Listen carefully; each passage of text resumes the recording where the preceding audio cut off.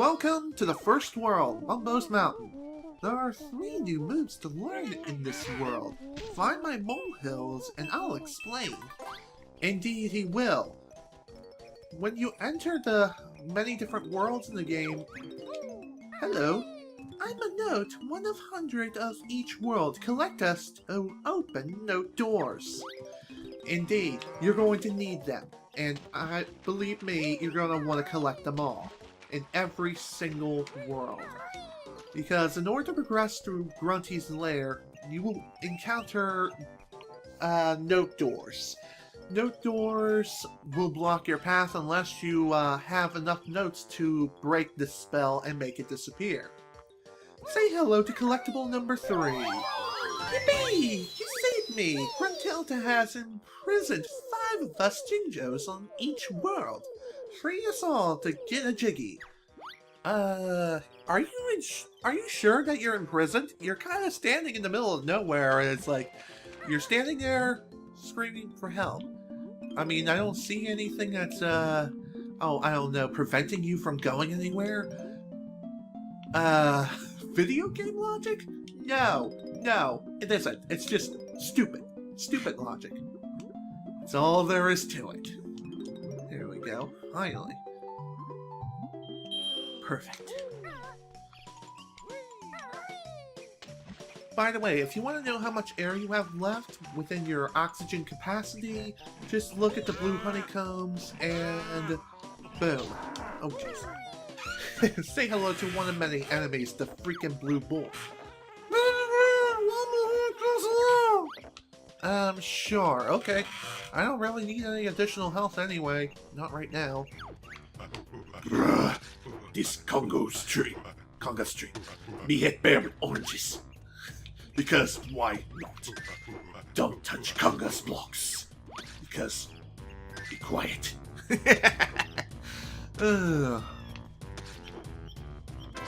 Easy. Clever bears find Conga's gold.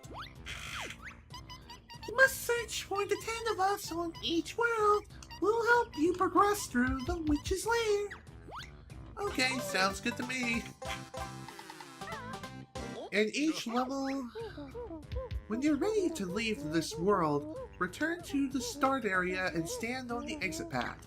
Seems simple enough. Speaking of the exit... Hey, that Conga orange. Put it back. Never!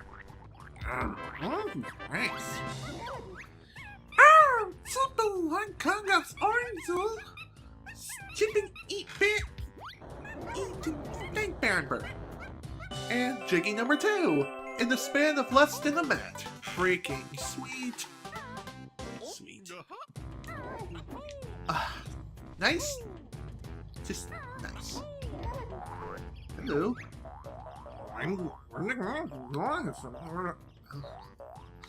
Okay, simple enough. Seems legit. Time for the buzzard to learn the ancient ways of the egg. I'm listening. Beat a breath. Hold the right or left trigger, then press Y to shoot an egg out of your mouth. Hey! Sounds cool! Anything else? Sure. Press B instead, and you can shoot them out from behind. Jeez, sounds painful. Wish I'd never asked. Bird Brain can carry 100 eggs in their backpack. Oh, and you can also use the left stick to aim while you are crouching. Exciting, huh? Now that you've learned to use the eggs, here's Betty to practice with. Your energy's a little low. Okay, thanks. I forgot about that feature. Whenever you, excuse me, visit one of Baal's, hello. Me Mumbo token, used for Mumbo magic. Seems simple enough. Oh, right, can't do that yet. Anyways, that switch there is a Grunty lair switch. I can't remember the exact name of it, but it's a switch with Grunty's ugly mug on it. Me safe here, bear can't hit Conga. It hurt Conga.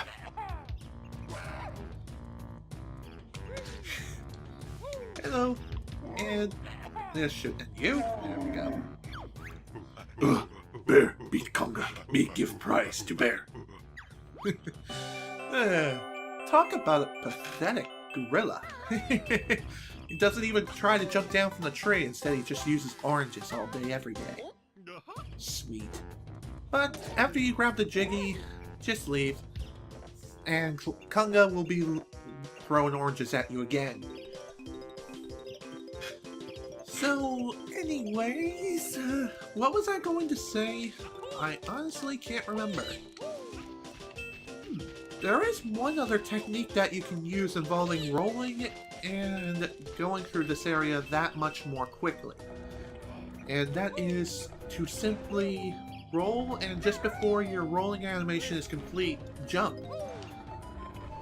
Doing this will allow Banjo to go slightly faster than traditional walking, but there is another method of moving which we will be able to acquire here within Mumbo's Mountain very, very soon, and that will allow us to move even faster. Maybe not the fastest in the game, but still relatively fast. I call this the Beak Buster. Jump into the air and press the right or left trigger to send Kazooie slamming hard down on the floor. I don't like the sound of that, Banjo. Get used to it, Nest Girl. You'll be using it a lot. And believe me, he's right. We will be using it a lot, like right here. Using the Beak Buster will allow us to press down on switches and destroy certain obstacles. Heck, it can even be used against enemies such as this guy right here. I'm not sure how much damage that does exactly, but I would say it's enough to essentially take down a 2-hit enemy with 1 hit. Unfortunately, eggs, okay, never mind. Eggs are very low damage projectiles, but they're still useful for attacking enemies at a distance anyway. And hello, extra life number 6. In Banjo Kazooie, you can only carry up to a maximum of 9 lives. However, you can exceed the counter and carry more. So that makes my previous statement completely pointless. We Juju, Mumbo's totem pole, feed us with nice blue stones, which are eggs. Nice. There we go. And done. As you can see, Mumbo's Mountain is a very easy world, as you would expect, because, hello, this is the very first level in the game, other than Spiral Mountain. It's not really considered much of a level because there's nothing really there, except for molehills, and for the fact that, couple of 6 honeycomb pieces are there. Alright. Teach us something new. The Talon Trot will let Kazooie tackle steep slopes with ease. That sounds useful. How does she do it? Hold the right trigger and press the left trigger.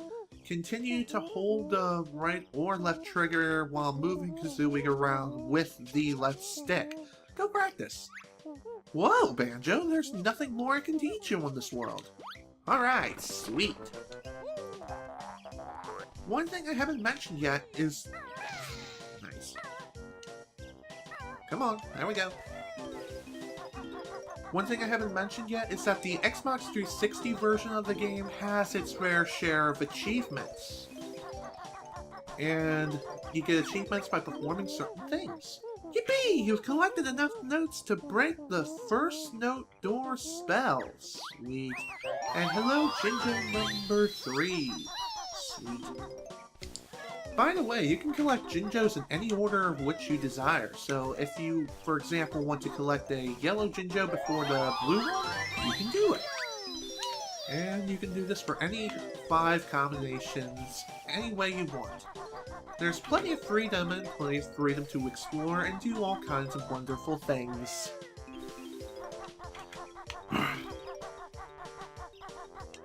Have I mentioned yet that I first got this game on my birthday?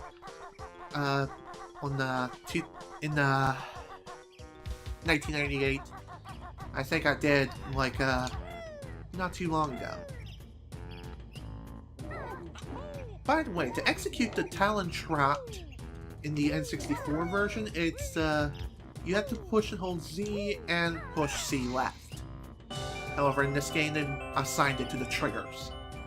So if you want to execute the Talon Trap in the Xbox 360 version, just simply push left trigger and then right trigger, or vice versa. Just keep in mind the one little thing.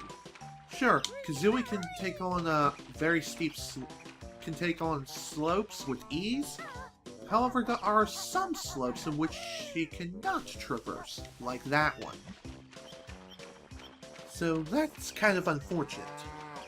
However, if you're clever with the timing of jumps and everything, dang it. Couldn't quite make it. But like I was saying, if you're clever with your jumps, you can climb up some steep slopes, but you won't get very far, unfortunately. Okay, screw this. Let's just go somewhere else. How about we grab this last Jinjo and then be on our way? Shall we? There we go. Last Jinjo. Last Jinjo of Mumbo's Mountain. And we have many, many more to go. Trust me. There are so many that it doesn't necessarily make your head spin, but there's still enough to drive you a little bit bonkers at times. Sure, the locations of the Jinjos here in Mumbo's Mountain are easy enough, but it's only going to get harder from here. And that's to be expected. Trust me.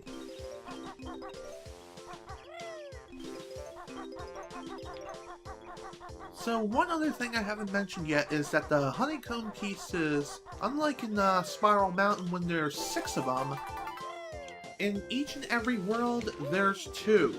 There's 2 honeycomb pieces per world. 5 Jinjos, 100 notes, and 10 Jiggies.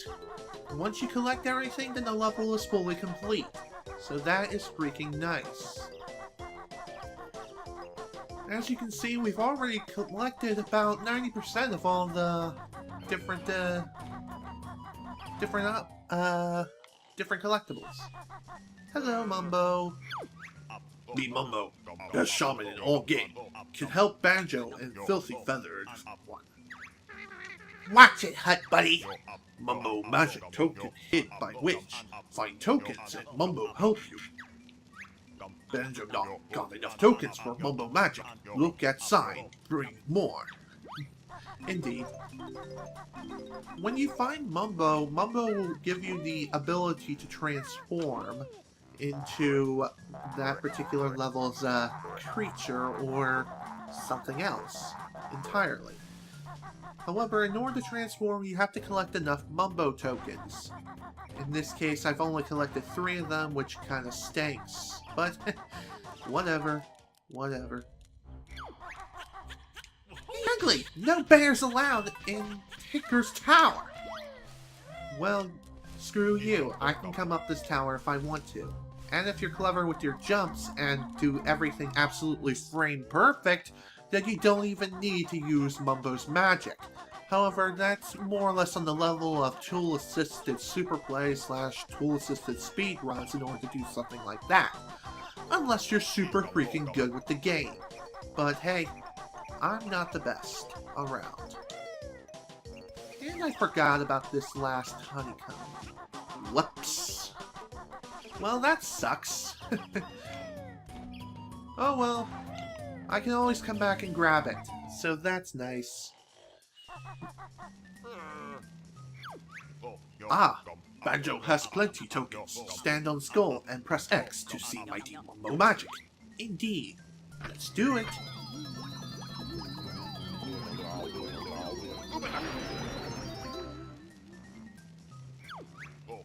Mumbo magic free to change back. You come when ready.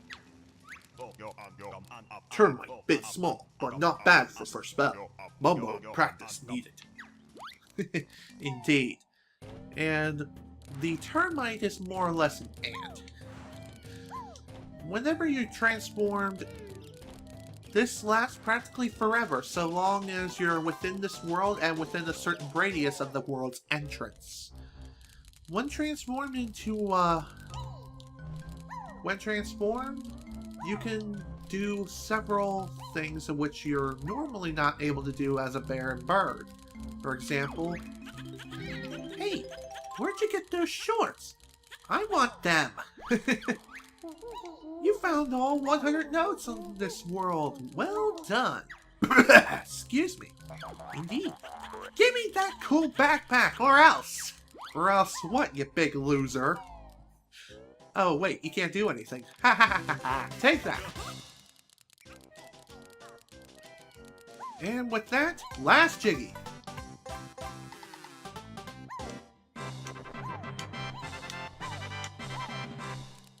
Well, the world is essentially complete, with the exception of one last collectible.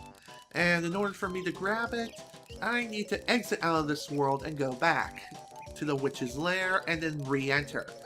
And it's relatively simple to do, so let's go ahead and do that. But before we head back into Mumbo's Mountain, there's one last thing I need to grab. And that is this Jiggy right here, thanks to that Grunty switch of which we hit earlier. Okay, I'm gonna be making a quick cut. See you guys momentarily. Okay, I'm back. Now, let's actually do this properly. Yeah, I know about you juju, you. Trying to be clever. Okay, before anything else, boom, there we go. Now the world is fully complete, right? 100, 100, and we got it done in 17 minutes and 30 seconds, pretty much. Minus the trip back, of course. So that didn't take very long at all. That was freaking sweet. However, this may only be the fastest time which we'll be able to get in the entire game. Okay, one other thing worth noting.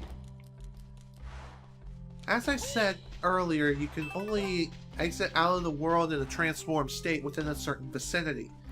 Once you reach a particular point, then the spell grows weak, and you'll transform back automatically. So, it does have a use outside of the world, but it's very limited. This is a note door, sealed by Grunty with one of our powerful musical spells. Open it up then, gem jars! It's not that simple to open it. You must collect the musical notes from the worlds. How many do we need? The number on the door is the strength of the spell. The combined total of your best note scores from the worlds must be at least this to break Grunty's magic. When you open a world door, baddies escape and roam once more. Your energy's a little low. Okay. Sweet. Thanks. And there we go. First seal is broken. And this leads to one of many improvements. After this. That door was easy, you got past. Unfortunately, you're first and last. Hello, who are you? Hello there, young ones. I'm Gruntilda, Gruntilda's nicer sister. I crept down here to help you defeat the old hag. It's about time she was taught a lesson. I know all of Grunty's disgusting secrets, and I'll tell you 3 of them every time you find me. Remember them well, young ones, as they will help you avoid a fiery fate. Press X if you'd like to hear them. Indeed, I do. Grunty brushes her rotten teeth with tuna ice cream flavored toothpaste. She also washes her hair with baked beans. Yuck! And she gets her clothes from the witch's warehouse. Wow. Talk about blackmail. Alright, let's go ahead To remove pieces that you have already put down, move the right stick down, but once the picture is complete, all pieces are stuck there permanently. And with that, you can remove pieces if you, say for example, don't have enough of the pieces to fully complete the puzzle and you want to use them for another picture, but once the picture's complete, they're stuck in place forever.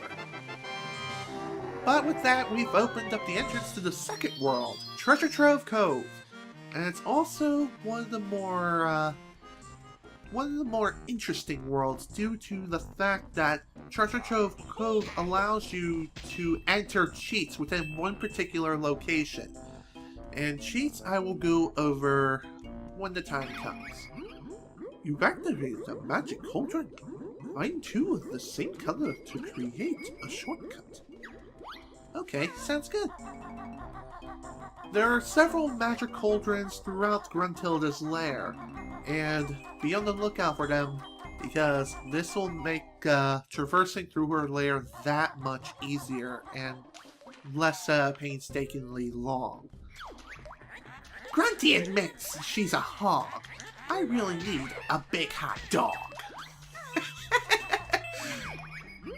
You've activated a magic cauldron. Find two of the same color. Okay, this is the same exact message. What the hell? I've already activated one of them, and that's not a shortcut. If you try jumping into a pot that's not the same color, you'll just spit right back out. So, not really much of a penalty, if any at all. There's no penalty. Really, there isn't. No penalty. Just a little bit of a mild inconvenience. And hello, don't worry too. You found some notes, but you'll need more to break my spell and pass this door. And for this one, we need 180 notes.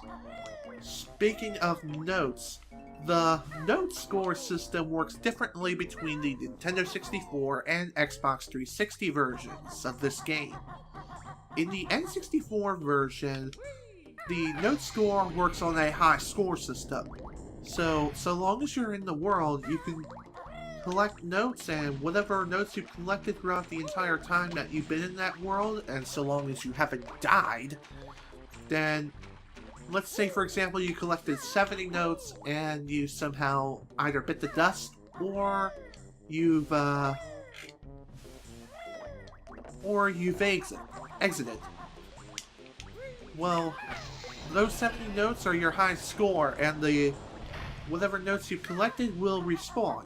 However, in the Xbox 360 version, once a note has been collected, it is permanently collected. So that is one of many improvements in the Xbox 360 version as opposed to the N64.